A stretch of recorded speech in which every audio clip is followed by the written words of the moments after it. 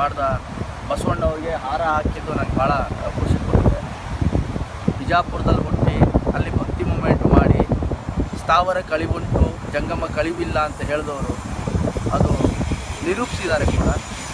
ಅಂಥವರ ಒಂದು ಸ್ಟ್ಯಾಚ್ಯೂಗೆ ಹುನಾರ ಹಾಕಿರೋದು ನನಗೆ ಪರ್ಸನಲಿ ಖುಷಿ ಕೊಟ್ಟಿದೆ. ಜೊತೆಲೆ ಕಾಯಕವೇ ಕೈಲಾಸ ಅಂತ ಹೇಳಿದವರು, ವರ್ಕ್ ಈಸ್ ವರ್ಷಿಪ್ ಅಂತ.